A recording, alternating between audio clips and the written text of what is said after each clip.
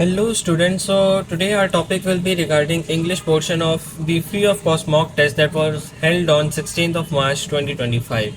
We will be discussing every single MCQ in perfect detail and very calmly. Can public opinion be influenced so that it is dashed rather than encourages the proliferation of the sales of firearms? Now if you see, अगर आप कहीं पर भी rather than का word use देख लें तो ये कंट्राडिक्शन शो कर रहा होता है, यानी पहले सेंटेंस कुछ कह रहा होगा और उसके अगेंस्ट सेंटेंस जो है वो नेगेटिव के अंदर होगा। यानी पहले अगर पॉजिटिव के अंदर है तो सेकंड सेंटेंस नेगेटिव के अंदर होगा। पहले अगर एडवांटेज बताई जा रही है तो डिसएडवांटेज बताई जा रही होगी नेक्स्ट के अंदर। तो rather than basically indicates two contradictory ideas को हम लोग एक साथ लेकर आ रहे हैं। Can public in opinion be influence, क्या पब्लिक ओपिनियन को ऐसे इन्फ्लुएंस किया जा सकता है so that it dash rather than कि वो ये कर ले। अब वो ये हम लोगों ने फाइंड आउट करना है। रादर देन बजाय इसके encourages the proliferation of sales of firearms, के इनकरेज करे कि लोग जाकर पिस्टल्स और वेपन्स खरीदें।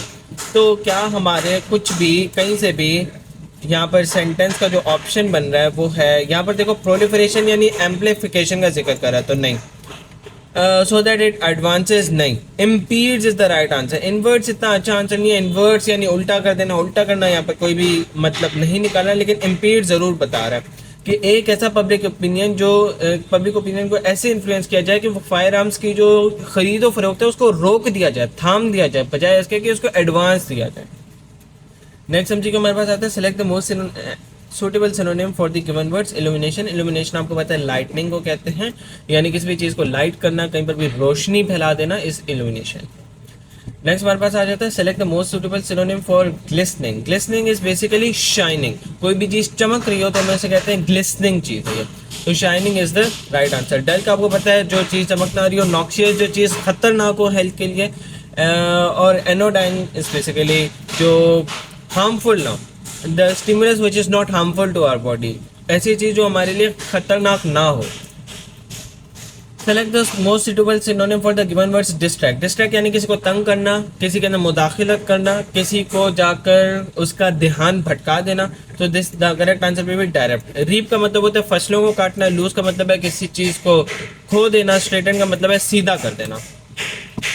Select the most suitable synonym for the given words. Friction, friction का मतलब होता है रब करना और उससे जो हीट एनर्जी प्रोड्यूस होती है, तो रबिंग।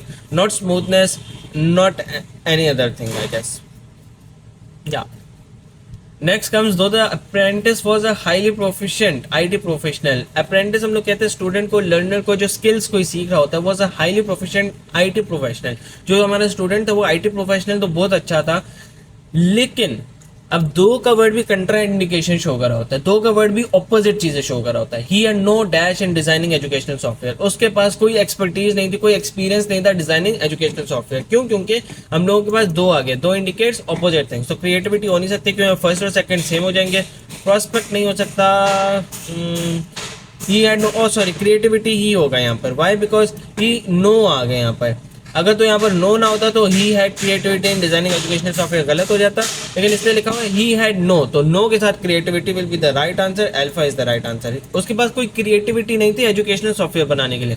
आईटी प्रोफेशनल वो बहुत अच्छा था, लेकिन कोई क्रिएटिविटी नहीं थी उसके पास डिजाइनिंग एजुकेशनल सॉफ्टवेयर के अंदर।